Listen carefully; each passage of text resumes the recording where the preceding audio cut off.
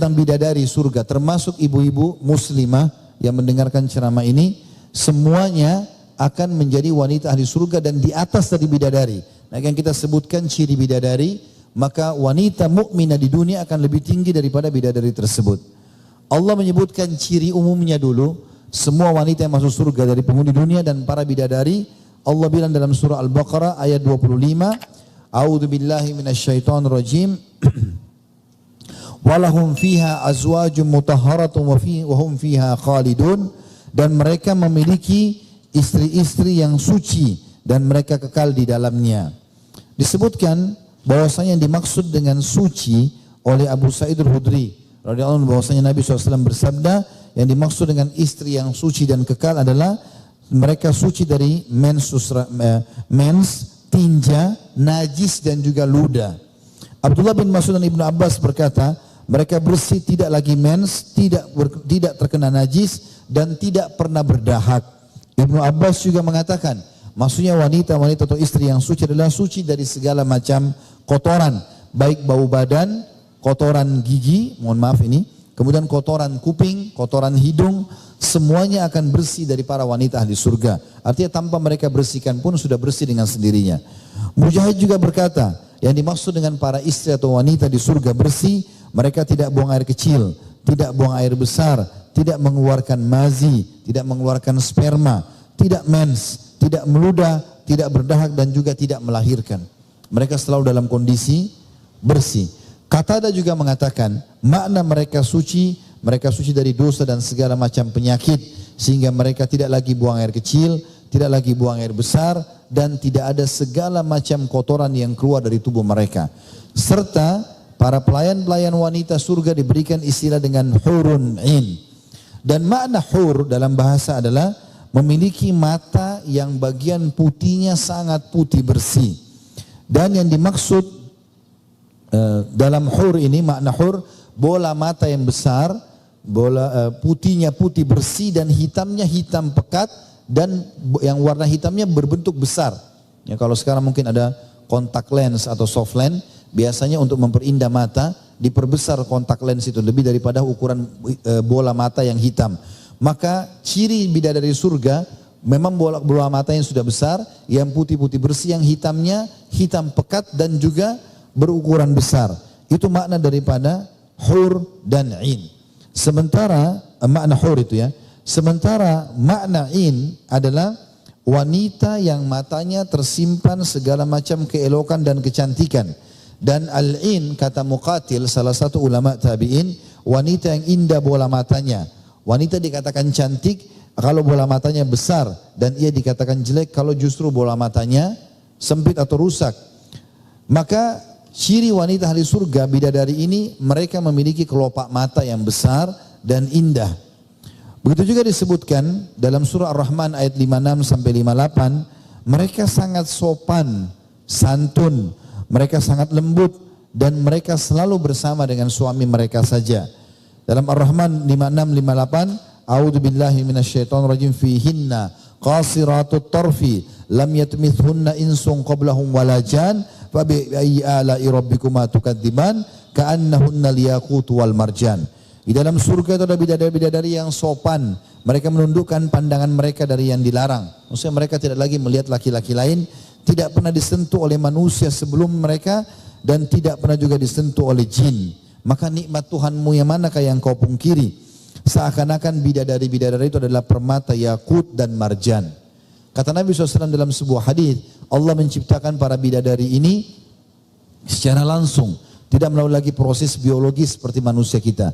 Dari langsung Allah ciptakan sehingga mereka sempurna dan tidak ada lagi kekurangan seperti dimiliki oleh manusia secara umum. Juga disebutkan dalam surah Shafat ayat 48, wa indahum qasiratut tarfi'in, dan mereka di surga nanti akan memiliki para bidadari-bidadari yang sopan, yang menundukkan pandangan mereka dan mata mereka sangat jeli atau jelita, mata mereka sangat jelita. Juga disebutkan umur mereka sebaya, baik wildan tadi, pelayan laki-laki dan juga perempuan. Mereka sebaya, mereka tidak akan pernah tua dan tidak akan muda atau kekanak-kanakan, tapi mereka akan selalu sebaya. Dalam surah Shad ayat 52, artinya tidak akan pernah lagi tua. dari sisi mereka, wa indahum qasiratu tarfi atrab, dan mereka di sisi mereka ada bidadari-bidadari yang menundukkan pandangan dan sebaya umurnya. Ciri-ciri bidadari ini, mereka akan dipingit di kemah-kemah. Bidadari tidak akan keluar dari istananya, sebagaimana penghuni wanita surga juga akan masuk ke istana mereka dan mereka tidak akan keluar lagi selama-lamanya, karena istana itu sangat luas, fasilitasnya semuanya ada. Dan makna dipingit adalah mereka tidak akan pernah dilihat dan disentuh oleh orang lain kecuali suami mereka. Dalam surah Rahman ayat 72 Allah mengatakan, hurum maksuratun fil khiyam, bidadari-bidadari yang jelita, putih bersih dipingit dalam kemah. Kemudian yang kedua cirinya, mereka sangat memiliki kecantikan wajah dan bagus akhlaknya, sehingga setiap kali suaminya melihat pasti merasa tentram dan nyaman. Allah mengatakan dalam Ar-Rahman ayat 70, fihinna khairatun hisan, di dalam surga itu terdapat bidadari-bidadari yang baik lagi cantik-cantik. Yang ketiga, mereka selalu perawan, penuh rasa cinta dan selalu sebaya. Jadi setiap kali, maaf ini memang begitu dalam bahasa para ulama menafsirkan Al-Waqi'ah 35-38, setiap kali digauli oleh istrinya mereka akan kembali perawan. Terus begitu, tidak akan pernah hilang atau berhenti. Allah menyebutkan dalam Al-Waqi'ah 35-38, A'udzu billahi minasyaitonir rajim, inna ansha'nahunna insya'a faja'alnahunna abkara uruban atraba li ashabil yamin. Sesungguhnya kami ciptakan mereka para bidadari secara langsung dan kami jadikan mereka gadis-gadis perawan selamanya, penuh dengan cinta lagi sebaya umurnya. Kami ciptakan mereka untuk orang-orang golongan kanan atau ahli surga. Juga di antara ciri bidadari adalah badan-badan mereka berisi. Maaf saya bahasakan ini karena memang begitu dalam ayat. Ya, dikatakan dalam surah An-Naba ayat 31 sampai 33, a'udzubillahi minasyaitonir rajim, innalil muttaqina mafaza hadaika wa anaba wa qawa'iba atraba. Kalau Bapak Ibu baca tafsir ini nanti bisa semakna dengan itu. Sesungguhnya orang-orang yang bertakwa mendapatkan kemenangan, yaitu kebun-kebun dan buah anggur dan gadis-gadis remaja yang sebaya. Dan makna wa qawa'iba atraba, kata sebagian ulama diantaranya adalah disebutkan Al-Kalbi mengatakan mereka wanita-wanita yang memiliki badan yang berisi dan mohon maaf ini memiliki payudara yang sempurna. Ini disebutkan makna wa qawa'iba atraba. Ciri mereka juga mereka memiliki kulit yang mulus dan tidak akan pernah keriput, tidak akan pernah berubah, tidak akan pernah berubah. Disebutkan dalam hadis Bukhari, sungguh pergi di jalan Allah pada pagi hari dan sore hari adalah lebih baik daripada dunia dan seluruh isinya.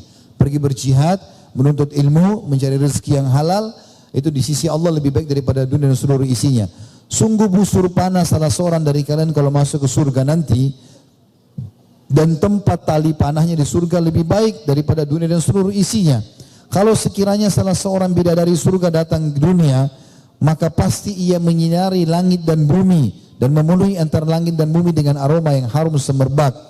Sungguh tutup kepala salah seorang atau jilbab atau kudung yang dipakai oleh wanita di surga lebih baik daripada surga, lebih baik daripada surga dan seluruh isinya. Artinya mungkin yang maksudnya lebih baik daripada dunia dan seluruh isinya ya. Artinya di sini wanita-wanita tersebut Allah SWT akan berikan kelebihan yang luar biasa. Ya, sampai dikatakan wanita-wanita di surga adalah wanita yang kalau dilihat oleh para suami mereka, maka mereka bisa terlihat bisa terlihat sumsum tulang betis mereka dari luar. Di surga tidak ada lagi orang yang bujangan. Ya, artinya ini hadis sahih riwayat Bukhari Muslim. Artinya orang yang meninggal gadis belum sempat menikah, ya, atau mungkin dia janda dan tidak menikah lagi sampai dia meninggal, maka dia akan dinikahkan oleh Allah SWT dengan salah satu dari ahli surga. Kalau ada dia laki-laki bujang belum menikah, maka dia akan dinikahkan dengan bidadari. Kalau dia sudah menikah, maka dia akan membawa istrinya tersebut kalau sama-sama beriman di surga, dan dia akan ditambahkan dengan bidadari tersebut. Karena memang di surga nanti itu kehidupannya akan didampingi oleh istri dan juga para bidadari tersebut, sebagaimana ayat-ayat Al-Quran menjelaskan masalah itu. Juga disebutkan di dalam hadis yang sahih riwayat Imam Ahmad, setiap penghuni surga akan memiliki 2 orang istri dari bidadari yang bermata jelita.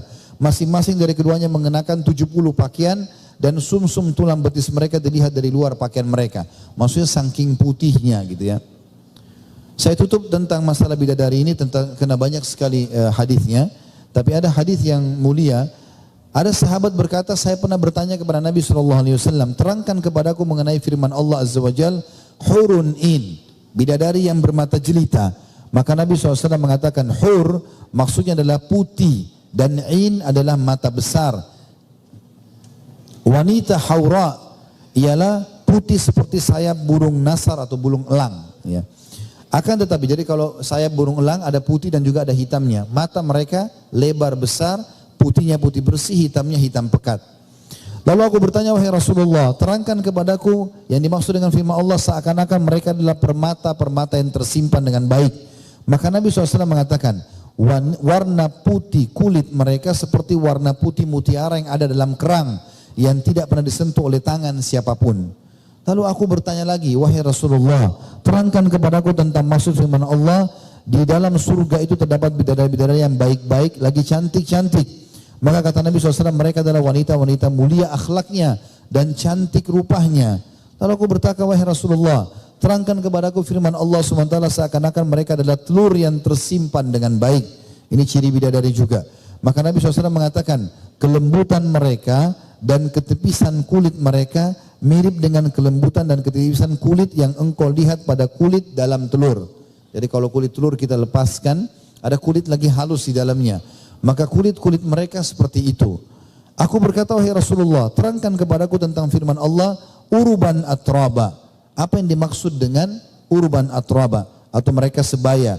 Kata Nabi SAW, mereka wanita-wanita yang tertahan di dunia dalam keadaan tua renta.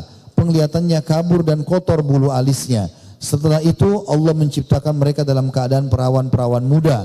Urban berarti selalu rindu dan cinta kepada suaminya. Atraba adalah sepantaran. Jadi kalau ada orang meninggal tua pun Allah SWT kembalikan menjadi muda. Dan semua urban atraba, wanita ahli surga, lebih baik daripada para bidadari tersebut. Ya, jadi pemimpin mereka. Lalu orang ini berkata, wahai Rasulullah, manakah yang lebih baik antara wanita dunia dan bidadari-bidadari yang bermata jelita? Maka kata Nabi SAW, wanita-wanita dunia lebih baik ketimbang bidadari-bidadari yang bermata jelita, sebagaimana bagian luar itu lebih baik daripada bagian dalam. Aku berkata, wahai Rasulullah, apa yang menyebabkan wanita-wanita dunia lebih baik ketimbang bidadari-bidadari yang bermata jelita? Maka Nabi SAW mengatakan, yang membuat wanita-wanita dunia lebih baik ketimbang bidadari-bidadari yang bermata jelita adalah solatnya, puasanya, dan ibadahnya kepada Allah Ta'ala. Allah memberikan cahaya yang bersinar pada raut muka mereka dan mengenakan pakaian sutra pada badan mereka. Warna kulit mereka adalah putih, pakaian mereka berwarna hijau, perhiasan mereka berwarna kuning, pedupaan mereka adalah mutiara, sisir mereka adalah emas. Mereka berkata, kami hidup terus dan tidak akan pernah mati. Kami senang selama-lamanya dan tidak akan pernah menderita lagi. Kami berada di surga ini selama-lamanya dan tidak akan pindah darinya. Kami selalu ridho dan tidak cemberut selama-lamanya. Berbahagialah bagi siapa saja yang memiliki kami dan ia memiliki kami. Maka aku berkata lagi, wahai Rasulullah, ada di antara wanita dari kalangan kami yang menikah 2 atau 3 kali. Misal cerai sama suaminya, nikah lagi, atau suaminya meninggal lalu dia nikah lagi. Jika ia meninggal dunia kemudian masuk surga, termasuk suami-suaminya, maka siapa yang menjadi suaminya di surga nanti? Maka Nabi SAW menjawab, wahai Ummu Salamah, ia diberi, Ummu Salamah ini maksud istri Nabi ya, ia diberi kebebasan memilih mana di antara suaminya yang paling baik akhlaknya. Ya, waktu itu kebetulan Ummu Salamah radhiyallahu anha pernah punya suami pertama namanya Abu Salamah. Sekarang menikah dengan Nabi SAW. Dia ingin bersama Nabi di surga. Maka dia mengatakan, ya Rasulullah, kira-kira di surga nanti kalau wanita menikah dengan 2 orang laki-laki, karena Abu Salamah sudah meninggal, akan bersama-sama siapa di surga? Kata Nabi SAW, dengan yang paling baik akhlaknya. Maka tersenyumlah Ummu Salamah, lalu mengatakan, ya Tuhanku, jika suamiku yang ini adalah suamiku yang paling tampan di dunia, maka nikahkan aku dengannya. Maka wahai Ummu Salamah, ketampanan wajah musnah dengan kebaikan dunia dan akhirat. Maksudnya Ummu Salamah gembira karena Nabi SAW yang akan menjadi pendampingnya nanti di surga.